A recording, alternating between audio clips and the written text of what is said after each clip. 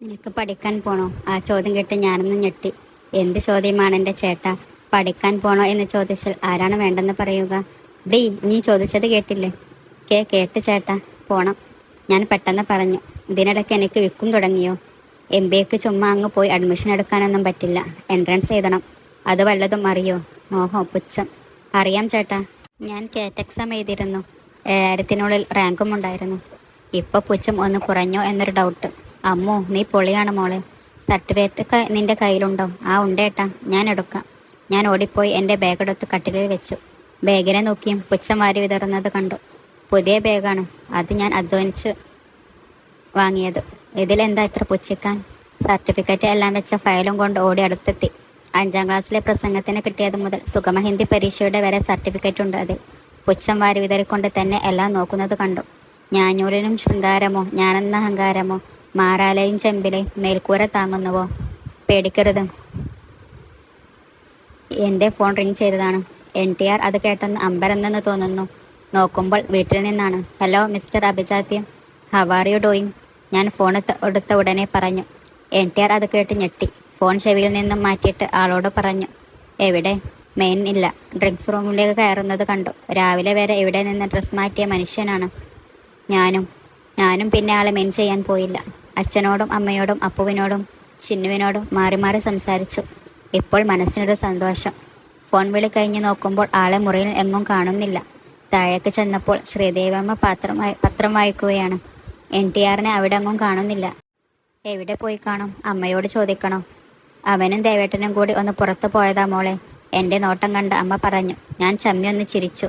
പിന്നെ കുറേ നേരം അമ്മയോട് സംസാരിച്ചിരുന്നു. ഞാനൊരു കാര്യം ചോദിക്കട്ടെ അമ്മേ? അരിയെ കൊണ്ട് എന്തിനാ നിന്നെ വിവാഹം കഴിച്ചത് എന്നല്ലേ? ആഹാ, ജ്യോതിഷവും വശമുണ്ടോ ശ്രീദേവി അമ്മക്ക്? ഞാനൊന്ന് മൂളിയതേ ഉള്ളൂ. മോളെ, അവന് കള്ളുകുടിയോ അലമ്പോ ദുശീലങ്ങളോ ഒന്നുമില്ല.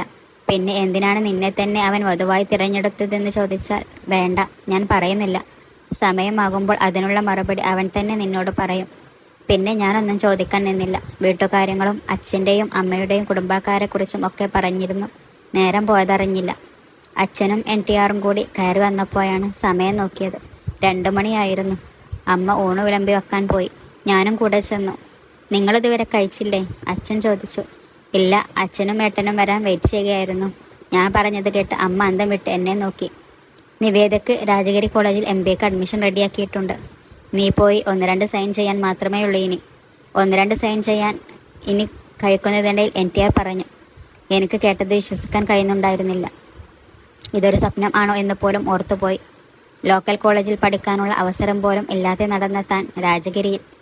സാമ്പാറിലെ വറ്റൽമുളക് കടിച്ചപ്പോഴാണ് സംഭവം സത്യമാണെന്ന് മനസ്സിലായത്. അത് മൺഡേ ക്ലാസ് തുടങ്ങുകയല്ലേ, ജോയിൻ ചെയ്യാൻ പോകുമ്പോൾ ചെയ്താൽ മതി. മോൾ വിദൂരതയിൽ എവിടെയോ അച്ഛൻ പറയുന്നത് കേട്ടു. മൺഡേ എന്ന് പറയുമ്പോൾ ഇനി 5 ദിവസം.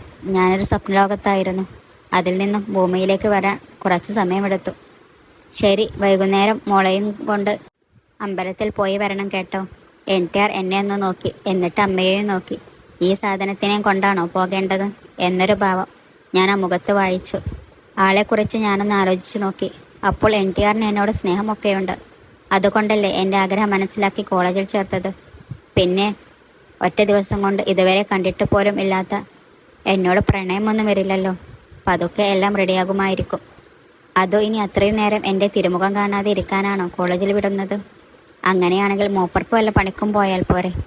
അത് പറഞ്ഞപ്പോഴാണ് ഓർത്തത്, മൂപ്പർക്ക് എന്തെങ്കിലും പണിയുണ്ടോ?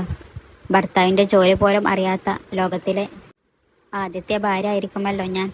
അച്ഛന് ബിസിനസ്സാണല്ലോ. അപ്പം മൂപ്പരും മിക്കവാറും അത് തന്നെയാകും പണി. ഓരോന്നൊക്കെ ആലോചിച്ച് റൂമിൽ എത്തിയത് അറിഞ്ഞില്ല. ഡീ, നീ ഇത് എന്താ അറിയിച്ചു നിൽക്കുക? അലർച്ച കേട്ടതോടെ മൂട് പോയി. ഹേ, ഒന്നുമില്ല ചേട്ടാ, ഞാൻ വെറുതെ. അതെ, ഈ ചേട്ടാ എന്ന് വിളിക്കുന്നത് ആക്കിയാണോ എന്നൊരു ഡൗട്ട്. ആൾ എൻ്റെ മുഖത്തേക്ക് നോക്കിയാണ് പറയുന്നത്. അയ്യോ, സത്യമായിട്ടുമല്ല ചേട്ടാ. എന്താ വിളിക്കേണ്ടതെന്ന് അറിയാത്തത് കൊണ്ടാണ്. ഞാൻ പെട്ടെന്ന് പറഞ്ഞു. എങ്കിൽ എന്നെ ഹരി എന്ന് വിളിച്ചാൽ മതി. അയ്യോ, പ്രായത്തിൻ്റെ മൂത്തവരെ പേര് വിളിക്കാൻ പാടുന്നില്ലെന്ന് എൻ്റെ അമ്മ പറഞ്ഞിട്ടുണ്ട്. ഹോ നാശം. എന്നാൽ പിന്നെ ഹരിയേട്ട എന്ന് വിളിക്കൂ. മുഖത്ത് നോക്കാതെയാണ് പറഞ്ഞത്. അയ്യടാ കൊച്ചു കള്ളൻ. നൈസ് ആയി ഏട്ടാന്ന് വിളിപ്പിക്കുകയാണ്.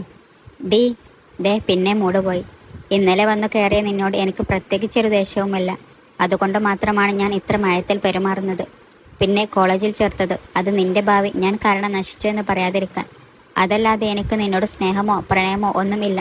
നീ ഉണ്ടാകാനും പോകുന്നില്ല. നിനക്ക് ആവശ്യമില്ലാത്ത പ്രതീക്ഷ തരാതിരിക്കാനാണ് ഞാൻ ഡിസ്റ്റൻസസ് പെരുമാറുന്നത്. എൻ്റെ സ്നേഹം നേടിയെടുക്കാൻ വേണ്ടി വല്ലതുമൊക്കെ കാട്ടിക്കൂട്ടാനാണ് ഉദ്ദേശമെങ്കിൽ നീ കേട്ടറിഞ്ഞതൊന്നുമല്ല ശരിക്കുമുള്ള ശ്രീഹരി. ഞാൻ ആരാണെന്ന് നീ അറിയും. ഈ ഡയലോഗ് ഞാൻ എവിടെയോ കേട്ടറിവിനേക്കാൾ വലുതാണ് മുരുകൻ എന്ന സത്യം. അതിന് ഇയാളെക്കുറിച്ച് എന്നോട് ആരെങ്കിലും പറഞ്ഞോ?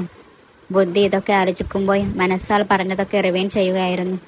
അറിയാം, ഒറ്റ ദിവസങ്ങൾ കൊണ്ടോ യാതൊരുവിധ ഇഷ്ടവുമില്ലാത്ത ഒരാൾക്ക് എന്നെ പ്രണയിക്കാൻ ഒന്നും കഴിയില്ല എന്ന്. എങ്കിലും പെട്ടെന്ന് കേട്ടപ്പോൾ എന്തോ വിഷമം. കണ്ണു നിറയുണ്ടെന്ന് തോന്നുന്നു. ഞാൻ വേഗം ബാത്റൂമിലേക്ക് പോയി. തിരികെ വന്നപ്പോൾ ആളെ കണ്ടില്ല.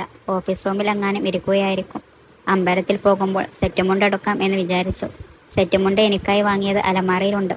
ബ്ലൗസ് പിന്നെ നോക്കണ്ട, കിങ് സൈസ് ആണ്. എൻ്റെ കയ്യിൽ ഉണ്ടായിരുന്ന റെഡ് ബ്ലൗസ് എടുത്തിട്ടു. മുടിയും അഴിച്ചിട്ടു.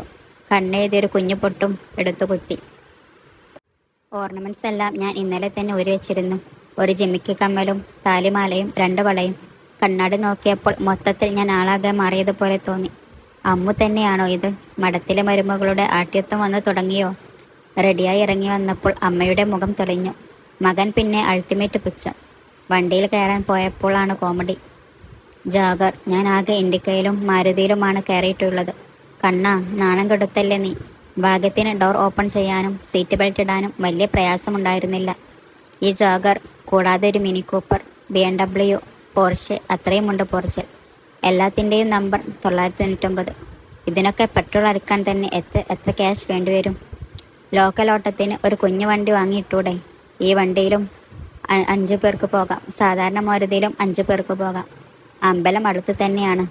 1 കിലോമീറ്റർ അടുത്തുള്ള അമ്പലത്തിൽ പോകാനാണ് ഇയാൾ ഒരു കോടിയുടെ വണ്ടിയും കൊണ്ട് ഇടങ്ങിത്തിരിക്കുന്നത്. മഹാദേവന്റെ അമ്പലമായിരുന്നു. ജീവിതം എവിടേക്ക് നീങ്ങിയാലും കൂടെ ഒഴുകാൻ കഴിയണേ എന്ന് പ്രാർത്ഥിച്ചു. അന്ന് രാത്രി എന്തുകൊണ്ടോ അമ്മായിമ്മപ്പോരുണ്ടായില്ല. കട്ടിലിൻ്റെ ഒരു വശത്തേക്ക് നീങ്ങിയാണ് NTR, സോറി, ഹരിയേട്ടൻ കിടക്കുന്നത്.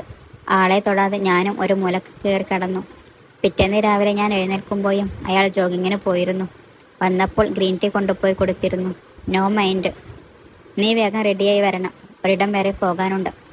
പ്രാതൽ കഴിഞ്ഞ് റൂമിലേക്ക് വിളിച്ചു. അത്രയും പറഞ്ഞിട്ട് ആൾ പോയി. അതിന് എവിടേക്കാണാവോ? ഹരിയേട്ടന് ലുക്കിന് മാച്ചാകുന്നത്, അതായത് റിച്ച് ലുക്കുള്ള ഡ്രസ്സുകൾ ഒന്നും എൻ്റെ കയ്യിലുണ്ടായിരുന്നില്ല. ഒടുവിൽ എൻ്റെ ബ്ലൗസിന് മാച്ചാക്കുന്ന ഒരു സാരി അലമാറിൽ നിന്നെടുത്തിട്ടു. അമ്മയോട് പറഞ്ഞിറങ്ങിയപ്പോഴേക്കും കാറിനരികിൽ അശമനായി കാത്തു നിൽക്കുകയാണ് കണവൻ. എന്നെ കണ്ടതും അകത്ത് കയറി ഡോർ വലിച്ചടച്ചു. കയറണോ വേണ്ടയോ എന്ന കൺഫ്യൂഷനിൽ ഞാൻ അവിടെ തന്നെ നിന്നു.